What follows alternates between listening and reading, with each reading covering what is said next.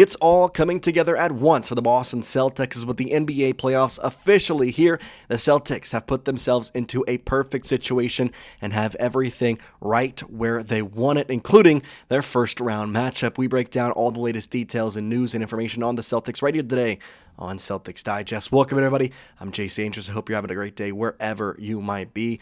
We officially have made it to the 2026 NBA playoffs, and it's an exciting time as the Celtics will take on either the 76ers or the Orlando Magic, both of which I like the matchup for us against, and we'll break that down here in today's show. But all in all, it's really just a perfect time for the Celtics. Tatum is back and in full swing. Vooch is back. You feel confident, at least with your centers in the rotational fact with Kata and Vooch and Garza, but ultimately this is about coming in here and showing why ESPN has named you the second best team in this upcoming NBA playoffs, giving them a nearly 30% chance to make the finals and an NBA title odds of plus 550. Now, I am excited for the Boston Celtics. I think there's so much that we can look forward to throughout this playoffs. I want to start first by talking about the first round matchup by whether it be the Orlando Magic or the 76ers, both of which I really do like. Plus, ESPN released a whole article kind of breaking down what to watch for in these playoffs, certain questions, and one key fact about the Boston Celtics that makes them really the betting odds favorite to win this upcoming title. Now, before we get into all of that, we'll let you know that today's video is brought to you by Prize Picks. Prize Picks is America's #1 sports picks app, and it's the best way to get in on the action. If you use the link in the description and use code DIGEST when signing up for an account, you're going to play $5 and get $50 instantly in lineups. It really does help us out, so make sure you go do that. And also, PrizePicks is super fun, whether you want to pick on NBA, NHL, MLB, or even the PGA, NFL, whatever, they've got you covered. It's really fun. I've got you some picks for that play in a matchup between the 76ers and the Magic, so we'll go to that in just a moment. But as for the matchups, well, we know the Magic, I feel like we got a pretty good vibe on them given we beat them yesterday with our backups, 113-108, in which Baylor Shireman, Luka Garza, Ron Harper Jr., John Tonji, and Jordan Walsh played the most minutes.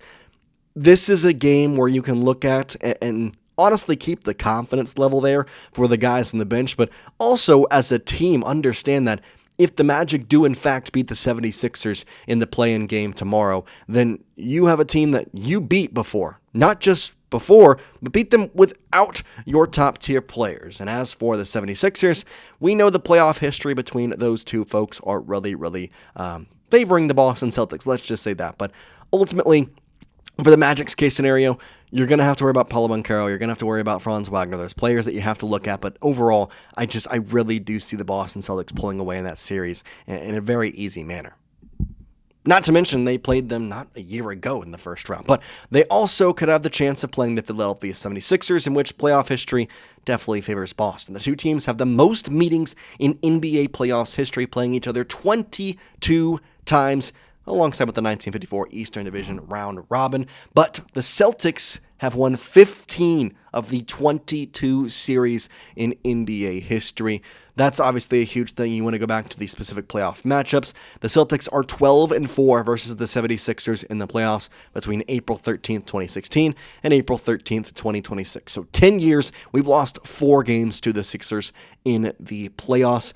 I like our chances both ways, both manners, whatever that might be. What I'm looking past and now maybe forward to, and again, I don't want to diminish the value of the first round, but how can they advance to the second? How can they get past the Knicks or the Hawks? How can they get into the NBA Finals? What can we look for throughout these NBA playoffs? Hopefully there's less injuries. Hopefully there's less drama. And hopefully we can win in more convincing manners than we did in some games last year. But either way you slice it, I am very excited. ESPN is going to be kind of really honed in on this. And they had some interesting reports to the Boston Celtics as the way we look at this upcoming NBA playoffs. We'll start first with 10 Bontemps on what to watch for the Celtics, on things to be keen-eyed on. How will Boston's centers rotation fare? Neemias Queta and Luka Garza have never been relied upon to be a significant postseason contributor, and veteran Nikola Vucevic has never played past the first round.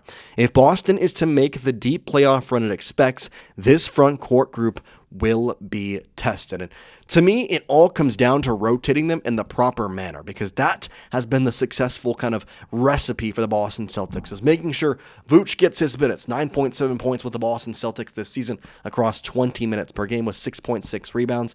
And you go look at Neemias Queta, been rotating in, obviously with Vooch out for a little bit. He took the stranglehold at that number one spot. 10.2 points per game, 8.4 rebounds.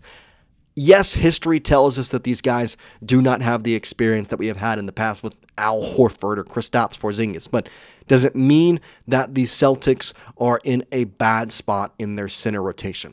Absolutely not. Absolutely. Joe Mazzulla is one of, if not the best coaches in the NBA. If you don't think he's going to have these guys ready for anything that will come their way, then you obviously don't understand the coaching ability of Joe Mazzulla. Not to mention Queta, Vooch, it's great. Luka Garza is also a guy that I really do trust coming in at any kind of pinch. 16 plus minutes per game with 8.1 points per game and 4.1 rebounds per game. Plus, he's shooting at a really good rate, 57.7% from the field this season. I like what we have in Luka Garza, Neemias Queta, and Vooch, but I really do contend that it's going to be about the rotational factor of all three of them more than one guy kind of coming out and playing to a significant degree. Now, Tim was not done with talking about the Celtics. He continued on by saying this: what will Jayson Tatum look like? It already has been a remarkable comeback for him to be playing less than a year after tearing an Achilles tendon and quickly winning a Conference Player of the Week award to boot. But for Boston to be a true title threat, Tatum will need to return to something closer to his pre-injury form, in which I understand and I totally get. Ultimately, Tatum has done some really good things this season, but he's right. To be that true title contender, and I'm not saying I think they can get to the East with Tatum as he is now. I'm going to first of all say that. But to get through a team like the Spurs or the Thunder or the Nuggets, you're going to need Tatum to be the Tatum that we've seen in previous playoffs. However, it's still to point out that he has played to one of the best players in the NBA over his time back. He ranks 27th in points per game at 21.8. He ranks 16th in rebounds per game at 10, 97th percentile, 46th and 43rd respectively in assists and minutes. His free throw percentage is good. His steals are great. Obviously, there's some things that you would like to change. The true shooting percentage is a little down. There's some things that you want him to perform in a better manner in, and obviously Tatum is not back to 100%. But throughout these playoffs, he's going to play a little bit harder than he has been playing in the past, 20 or 30 games. Now, I preface this by saying this is a great season. It's a great opportunity, and I really want us to put our whole foot forward. However, I do not want Jayson Tatum to get injured again in these playoffs. If that's the case, we should have just left him off. So I want to be careful with him while understanding the prospect that is there in front of you and knowing that you can go out there and you can compete for an NBA title if Tatum plays the way he has been playing. But again, I don't think he needs to do more than what he has been, and that's something that you do have to kind of consider. Now, I do want to ask the question here before we continue. Rate your confidence level in the Boston Celtics heading into the playoffs. If you are least confident, then I want you to type 1. If you are most confident, then type 5. 1 through 5, what's your confidence level? You can give us a 4, 3, 2. You want us to give a 2.5? Go right ahead. We're not going to be strict on this, so rate your confidence level in the Celtics heading into this year's playoffs. Now, as for the prize picks that I'm going to have in this year's play-in tournament, I've got Paolo Banchero, the more on 23.5 points. I've got the more on VJ Edgecombe, 16.5 points. And I've got the less on Franz Wagner in the 25.5 points, rebounds, and assists. Paolo and VJ, they're going to be the main scorers for their two teams, respectively, in my mind. I know VJ is not been that guy, but just the way that this team looks overall, I think VJ is going to do a lot. And then Franz has not been playing to a significant caliber. I'm going to go with less on that. Again, you can pick these same exact things on Prize Picks. Follow me by using code DIGEST with the link in the description. Again, $5 will get you $50 instantly in lineups. Now, one last thing for the Boston Celtics. I mentioned one specific kind of stat line that really does propel Boston to the top of the list in terms of championship contenders. Well, Eric Moody has it. Defense wins championships. 22 of the past 25 champions ranked in the top 10 in defensive rating during the regular season. The Celtics ranked second in offensive rating and fourth in defensive rating. That's notable, as 23 of the 25 champions finished in the top 5 in either offensive or defensive efficiency. With Tatum and Brown leading the way, Boston has the profile of a true contender on both ends of the floor and presents value at plus 550 to win the championship. The Celtics have what they need to go out here and compete and win the playoffs. What they must do is play as a team, rotate right, be in the right positions, and ultimately use their defense to construct offense, but be the team they were before Tatum and just add Tatum into the mix. I think that's such a huge thing that we have done a good job at. Keep that same mindset. You were a great team before Tatum got back into the realm. He's going to be a great addition, obviously. He's been a great addition, but keep that same mindset that you had. That's all we got for you here today on the show. We do appreciate you watching. Go Celtics, and peace out.